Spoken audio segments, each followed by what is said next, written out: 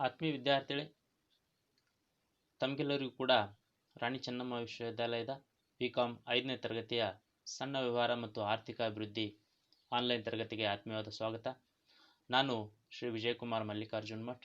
ಇವತ್ತು 2ನೇ ಘಟಕದಲ್ಲಿನ 14ನೇ ಸೆಷನನ್ನು ಕುರಿತು ಚರ್ಚೆ ಮಾಡುತ್ತಿದ್ದೇನೆ. ಇವತ್ತಿನ ಚರ್ಚಿಸುವಂಥ ವಿಷಯ ಪ್ರಾಜೆಕ್ಟ್ ಐಡೆಂಟಿಫಿಕೇಶನ್, ಅಂದ್ರೆ ಕಾರ್ಯಯೋಜನೆಯನ್ನು ಗುರುತಿಸುವುದು. Dear students, welcome to the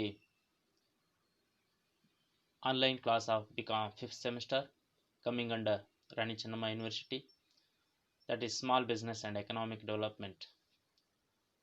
In today's session, that is 14th session of second unit, I am going to discuss about the project identification. So, dear students, now let us see the meaning and definition of project identification. So project identification of a suitable project or product service is a very crucial decision of the entrepreneur, because the ultimate success of the venture largely depends upon the selection of the right type of project or product service.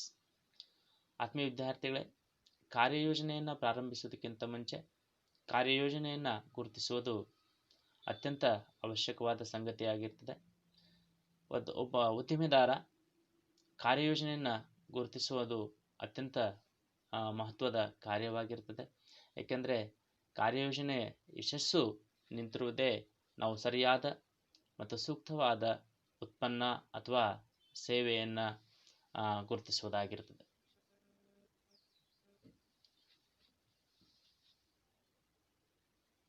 The meaning and definition of project identification. Project identification is nothing but an opportunity identification. It is concerned with the collection, compilation, and analysis of economic data for the eventual purpose of locating possible opportunities for investment. It is also concerned with the development of the characteristics of such opportunities. ಆತ್ಮೀಯ ವಿದ್ಯಾರ್ಥಿಗಳೇ, ಕಾರ್ಯಯೋಜನೆಯನ್ನು ಗುರುತಿಸುವುದು ಬೇರೇನಲ್ಲ, ಇದು ಉದ್ಯಮದಲ್ಲಿ ಇರುವಂಥ ಅವಕಾಶಗಳನ್ನು ಗುರುತಿಸುವುದಾಗಿದೆ. ಅಂದರೆ ನಾವು ಯಾವ ಕ್ಷೇತ್ರವನ್ನು ಆಯ್ಕೆ ಮಾಡಿಕೊಂಡಿರ್ತೇವೆ ಆ ಕ್ಷೇತ್ರದ ಅಲ್ಲಿರುವಂಥ ಅವಕಾಶಗಳ ಕುರಿತು ನಾವು ಮಾಹಿತಿಯನ್ನು ತೆಗೆಯೋದಾಗಿರ್ತದೆ. ಅಂದರೆ ದತ್ತಾಂಶಗಳನ್ನು ಸಂಗ್ರಹಿಸುವುದು, ಅದನ್ನು ಕ್ರೋಢೀಕರಿಸುವುದು ಮತ್ತು ಅದನ್ನು ವಿಶ್ಲೇಷಿಸುವುದರ ಮುಖಾಂತರ ಆ ಉದ್ಯಮದಲ್ಲಿ ಇರುವಂಥ ಯಶಸ್ಸಿನ ಹಾದಿಯನ್ನು ನಾವು ಕಂಡುಕೊಳ್ಳೋದಾಗಿದೆ. ಯಾವುದೇ ಒಂದು ಉದ್ಯಮ ಅಥವಾ ನಾವು ಆಯ್ಕೆ ಮಾಡಿಕೊಂಡ ಕ್ಷೇತ್ರದಲ್ಲಿ ಹೂಡಿಕೆ ಮಾಡಬೇಕಾದ್ರೆ ಅದಕ್ಕೆ ಸಮಂಜಸವಾದಂಥ ಮಾಹಿತಿಯನ್ನು ನಾವು ತೆಗೆದು ಅದನ್ನು ವಿಶ್ಲೇಷಣೆ ಮಾಡುವುದು ಅತ್ಯಂತ ಅವಶ್ಯಕವಾಗಿರ್ತದೆ. ಇದೇ ಪ್ರಾಜೆಕ್ಟ್ ಐಡೆಂಟಿಫಿಕೇಶನ್ ಅಥವಾ ಕಾರ್ಯಯೋಜನೆಯನ್ನು ಗುರುತಿಸುವುದಾಗಿರ್ತದೆ. According to Peter Drucker, there are 3 types of opportunities: additive, complementary, breakthrough opportunities. Peter Drucker ಎನ್ನುವ ಒಬ್ಬ ವ್ಯವಹಾರ ತಜ್ಞ ಹೇಳುವ ಪ್ರಕಾರ ಅಲ್ಲಿ ಯಾವುದೇ ಒಂದು ಉದ್ಯಮ ಕ್ಷೇತ್ರವನ್ನು ನಾವು ಆಯ್ಕೆ ಮಾಡಿಕೊಳ್ಳುವಾಗ ಅಲ್ಲಿ 3 ರೀತಿಯ ಅವಕಾಶಗಳು ಕಂಡು ಬರ್ತವೆ. ಅಂದರೆ ಆಡಿಟಿವ್ ಅಂದರೆ ಸಂಕಲನಾತ್ಮಕ ಅವಕಾಶಗಳಾಗಿರ್ಬೋದು, ಪೂರಕ ಅವಕಾಶಗಳು ಮತ್ತು ಅತ್ಯಂತ ಸವಾಲಿನ ಅವಕಾಶಗಳು ಅಲ್ಲಿ ನಮಗೆ ಕಂಡು ಬರ್ತವೆ. ನಂತರದಲ್ಲಿ ನಾವು techniques of project identification. So let us see what are the techniques of project identification. ಅಂದರೆ ಕಾರ್ಯಯೋಜನೆಯನ್ನು ಗುರುತಿಸುವುದಕ್ಕೆ ಅನುಸರಿಸುವಂಥ ತಂತ್ರಗಳು ಯಾವುವು ಅನ್ನೋದ್ರ ಬಗ್ಗೆ ನಾವಿಲ್ಲಿ ನೋಡೋಣ. So project identification basically relied on 2 important techniques. One is desk research and another one is techno-economic survey. So desk research, it implies collection and use of information from the published sources such as magazine, journals, reports, etc. ಆತ್ಮೀಯ ವಿದ್ಯಾರ್ಥಿಗಳೇ, ನಾವು ಕಾರ್ಯಯೋಜನೆಯನ್ನು ಗುರುತಿಸುವುದರ ಅರ್ಥ ತಿಳ್ಕೊಂಡಾದಮೇಲೆ ಕಾರ್ಯಯೋಜನೆಯ ಗುರುತಿಸುವಿಕೆ ತಂತ್ರಗಳು ಯಾವುವು ಅನ್ನೋದ್ರ ಬಗ್ಗೆ ತಿಳಿದುಕೊಳ್ಳೋಣ. ಅಲ್ಲಿ ಮುಖ್ಯವಾಗಿ 2 ರೀತಿಯ ತಂತ್ರಗಳು ಇರ್ತವೆ.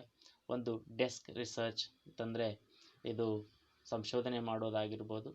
ಇನ್ನೊಂದು ಟೆಕ್ನೋ ಎಕನಾಮಿಕ್ ಸರ್ವೆ ಅಂದರೆ ತಾಂತ್ರಿಕ ಆರ್ಥಿಕ ಸರ್ವೆ. ಸಮೀಕ್ಷೆ, ತಾಂತ್ರಿಕ ಆರ್ಥಿಕ ಸಮೀಕ್ಷೆ, ಇವೆರಡು ಪ್ರಮುಖ ಅಂಶಗಳಾಗಿರ್ತವೆ. ಇಲ್ಲಿ ಡೆಸ್ಕ್ ರಿಸರ್ಚ್ ಅಂತಂದರೆ ಲಭ್ಯವಿರುವಂಥ ಪ್ರಕಟಗೊಂಡಿರುವಂಥ ಮೂಲಗಳು, ಅಂದರೆ ಮ್ಯಾಗಝಿನ್ಗಳಾಗಿರ್ಬೋದು, ಜರ್ನಲ್ಗಳಾಗಿರ್ಬೋದು, ಅಥವಾ ಯಾವುದೇ ಒಂದು ಸಂಶೋಧನೆಯ ವರದಿ ಆಗಿರ್ಬೋದು, ಈ ರೀತಿಯ ಮೂಲಗಳಿಂದ ನಾವು ಮಾಹಿತಿಯನ್ನು ತೆಗೆದುಕೊಂಡು ವಿಶ್ಲೇಷಣೆ ಮಾಡೋದನ್ನು ನಾವು ಡೆಸ್ಕ್ ರಿಸರ್ಚ್ ಅಂತೇಳಿ ಕರಿತೇವೆ. ಇನ್ನು ತಾಂತ್ರಿಕ ಆರ್ಥಿಕ survey, techno economic survey. So techno economic survey, it is a very useful investigation conducted by a team of experts for identifying the industrial development potential of an area. These techno-economic surveys provide useful information such as infrastructure facilities, incentives, tax concessions, legal formalities, etc. ಆತ್ಮೀಯ ವಿದ್ಯಾರ್ಥಿಗಳೇ, ಈ ತಾಂತ್ರಿಕ ಆರ್ಥಿಕ survey ಏನಿದೆ, ಇದು ಒಂದು ಅತ್ಯುತ್ತಮವಾದಂಥ ಮತ್ತು ಅತ್ಯುಪಯುಕ್ತವಾದಂಥ ಒಂದು ಸಮೀಕ್ಷೆಯಾಗಿರ್ತದೆ. ಈ ಸಮೀಕ್ಷೆಯನ್ನು ತಜ್ಞರ ಒಂದು ತಂಡ ಏನಿರುತ್ತೆ, ಅಂದರೆ ಆಯಾ ಕ್ಷೇತ್ರದಲ್ಲಿ ಪರಿಣತಿಯನ್ನು ಹೊಂದಿರತಕ್ಕಂಥ ವ್ಯಕ್ತಿಗಳ ಒಂದು ತಂಡ ಈ ಸಮೀಕ್ಷೆಯನ್ನು ಮಾಡುತ್ತದೆ. ಮತ್ತು ಒಂದು ನಿರ್ದಿಷ್ಟಪಡಿಸಿದಂಥ ಪ್ರದೇಶದಲ್ಲಿ ಉದ್ದಿಮೆಯ ಬೆಳವಣಿಗೆಗೆ ಇರುವಂಥ ಅವಕಾಶಗಳನ್ನು ಈ ತಜ್ಞರ ಸಮಿತಿ ಹುಡುಕಿ ತೆಗೆಯೋದಕ್ಕೆ ಈ ಸಮೀಕ್ಷಾ ತಂತ್ರವನ್ನು ಅನುಸರಿಸಲಾಗ್ತದೆ. ಈ ಸಮೀಕ್ಷೆ, ತಾಂತ್ರಿಕ ಆರ್ಥಿಕ ಸಮೀಕ್ಷೆ ಏನಿದೆ, ಇದು ಪ್ರಮುಖವಾಗಿ ಅಂತಂದ್ರೆ ಆ ಒಂದು ಉದ್ದಿಮೆಯನ್ನು ಪ್ರಾರಂಭಿಸೋದಕ್ಕೆ ಇರುವಂಥ ಮೂಲಭೂತ ಸೌಕರ್ಯಗಳು, ಅದಕ್ಕಿರುವಂಥ ಪ್ರೇರಕ ಅಂಶಗಳು ಯಾವುವು, ಮತ್ತು ತೆರಿಗೆ ರಿಯಾಯಿತಿಗಳು ಮತ್ತು ಕಾನೂನಿನ ಕ್ರಮಗಳು, ಇವೆಲ್ಲ ವಿಷಯದ ಕುರಿತಾಗಿ ಈ ತಾಂತ್ರಿಕ ಆರ್ಥಿಕ ಸರ್ವೆ ಮಾಹಿತಿಯನ್ನು ಒದಗಿಸುತ್ತದೆ. So then, dear students, after knowing the meaning and definition of project identification and also the techniques of project identification, now let us see the constraints involved in project identification. So there are some constraints which need to be carefully examined before implementing the project. So one is internal constraints. So under internal constraints, one important is more dependency on outside consultants. So while identifying the project, the constraints comes in the form of more dependency on outside consultants. Whenever you outsource the project identification works to the outsiders, so that is outside of your project team, so it brings some constraints. So any project identification must not be fully outsourced to the outside consultants. So another most important constraint is limited budget and time schedule. So budget limitation and also the time limit acts as internal constraints to the project identification. And the one is formulation of unrealistic objectives. So a project must have the realistic objectives. So unrealistic objectives makes the project identification very cumbersome, very difficult. So a project must have the realistic objectives, then only we can successfully identify the project. So another most important is non-availability of resources. So resources such as experts and other basic infrastructure for the establishment of project, so also acts as constraints in project identification. ಆತ್ಮೀಯ ವಿದ್ಯಾರ್ಥಿಗಳೇ, ಕಾರ್ಯಯೋಜನೆಯ ಅರ್ಥ ಮತ್ತು ವ್ಯಾಖ್ಯೆ, ಕಾರ್ಯಯೋಜನೆಯ ಗುರುತಿಸುವಿಕೆ ಅರ್ಥ ಮತ್ತು ವ್ಯಾಖ್ಯೆ, ಕಾರ್ಯಯೋಜನೆಯನ್ನು ಗುರುತಿಸುವ ತಂತ್ರಗಳು, ಇವೆಲ್ಲ ತಿಳ್ಕೊಂಡಾದಮೇಲೆ ಕಾರ್ಯಯೋಜನೆಯ ಗುರುತಿಸುವಿಕೆಯಲ್ಲಿ ಎದುರಿಸುವಂಥ ತೊಂದರೆಗಳು ಅಥವಾ ನಿರ್ಬಂಧಗಳು ಅವು ಬಗ್ಗೆ ತಿಳಿದುಕೊಳ್ಳೋದು ನಾವು ಅತ್ಯಂತ ಅವಶ್ಯಕವಾಗಿರ್ತದೆ. ಈ ಕಾರ್ಯಯೋಜನೆಯ ಗುರುತಿಸುವಿಕೆಯಲ್ಲಿ ಎರಡು ರೀತಿಯ ನಿರ್ಬಂಧಗಳು, ಒಂದು ಆಂತರಿಕ ನಿರ್ಬಂಧಗಳು, ಮತ್ತೊಂದು ಬಾಹ್ಯ ನಿರ್ಬಂಧಗಳು ಬರ್ತವೆ. ಆಂತರಿಕ ನಿರ್ಬಂಧಗಳಲ್ಲಿ ನಾವು ಬಾಹ್ಯ ಸಲಹೆಗಾರರ ಮೇಲೆ ಹೆಚ್ಚಿನ ಅವಲಂಬನೆ ಹೊಂದಿರುವುದು. ಸೊ ಯಾವಾಗ ನಮ್ಮ ಕಾರ್ಯಯೋಜನೆಯ ಗುರುತಿಸುವಿಕೆಯನ್ನು ನಾವು ಬೇರೊಬ್ಬರಿಗೆ ಅದನ್ನು ಹೊರಗುತ್ತಿಗೆ ನೀಡ್ತೇವೋ ಅಂದರೆ ಬೇರೊಬ್ಬರಿಗೆ ಅದನ್ನು ವಹಿಸಿಕೊಡ್ತೇವೆಯೋ ಆವಾಗ ನಮಗೆ ಹೆಚ್ಚಿನ ಒಂದು ಅಂದರೆ ನಿಖರವಾದಂಥ ಫಲಿತಾಂಶ ಬರದೇ ಇರ್ಬೋದು. ಸೊ ಆದ್ದರಿಂದ ನಾವು ಸಾಧ್ಯವಾದಷ್ಟು ಕಾರ್ಯಯೋಜನೆಯ ಭಾಗವಾಗಿರುವಂಥ ವ್ಯಕ್ತಿಗಳಿಂದನೇ ಆ ಕಾರ್ಯಯೋಜನೆ ಗುರುತಿಸುವಿಕೆ ಕಾರ್ಯ ಆಗಿರಬೇಕು, ಅದನ್ನು ಬೇರೆಯವರಿಗೆ ವಹಿಸಿಕೊಡಬಾರ್ದು ಅನ್ನೋದು ಇದರ ತಾತ್ಪರ್ಯ ಆಗಿರ್ತದೆ. ಇನ್ನು limited budget and time schedule ಅಂದರೆ ಸೀಮಿತ ಬಂಡವಾಳ ಮತ್ತು ಸೀಮಿತ ಅವಧಿ ಇದ್ದಾಗ ಅದು ಕಾರ್ಯಯೋಜನೆಯ ಗುರುತಿಸುವಿಕೆಯಲ್ಲಿ ಒಂದು ನಿರ್ಬಂಧವಾಗಿ ಅದು ನಮಗೆ ಪರಿಣಾಮ ಬೀರುವ ಸಾಧ್ಯತೆ ಇರ್ತದೆ. ಫಾರ್ಮುಲೇಷನ್ ಆಫ್ ಅನ್ರಿಯಲಿಸ್ಟಿಕ್ ಅಬ್ಜೆಕ್ಟಿವ್ಸ್ ಅಂದರೆ ಅವಾಸ್ತವವಾದಂಥ ಉದ್ದೇಶಗಳನ್ನು ನಾವು ಪ್ರಾಜೆಕ್ಟ್ಗೆ ಅಳವಡಿಸಿಕೊಂಡಿದ್ದೇ ಆದರೆ, ಕಾರ್ಯಯೋಜನೆಗೆ ಅಳವಡಿಸಿಕೊಂಡಿದ್ದೇ ಆದರೆ ನಮ್ಮ ಕಾರ್ಯಯೋಜನೆಯನ್ನು ಗುರುತಿಸುವುದು ಅತ್ಯಂತ ಕಷ್ಟದ ಕೆಲಸವಾಗಿರ್ತದೆ. ಸೊ ಅದರಿಂದ ನಮ್ಮ ಕಾರ್ಯಯೋಜನೆ ಹೆಚ್ಚು ವಾಸ್ತವವಾದಂಥ ಉದ್ದೇಶಗಳನ್ನು ಹೊಂದಿರಬೇಕಾಗಿದ್ದು ಅತ್ಯಂತ ಅವಶ್ಯಕ.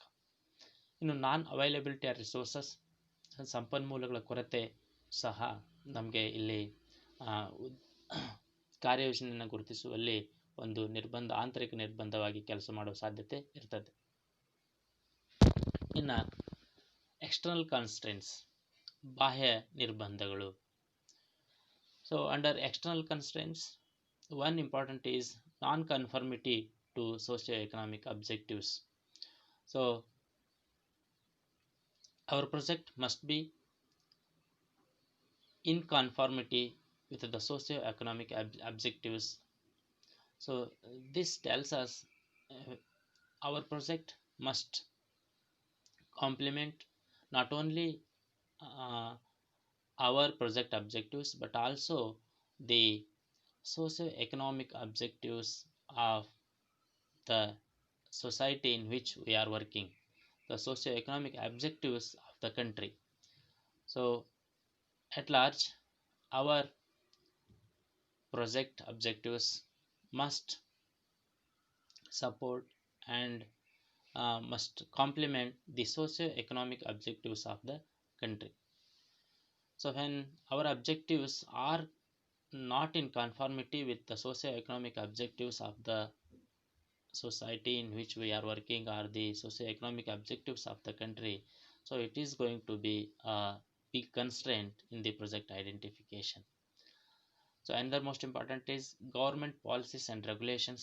There are so many government rules and regulations which acts as external constraints for the project identification. So cumbersome procedures and procedures of financiers acts as an external constraint in the project identification. So usually the financiers, bankers or some other financiers follow the very cumbersome procedures, very difficult formalities which acts as external constraints in the project identification. ಆತ್ಮೀಯ ವಿದ್ಯಾರ್ಥಿಗಳೇ, ಬಾಹ್ಯ ನಿರ್ಬಂಧಗಳಲ್ಲಿ ಒಂದು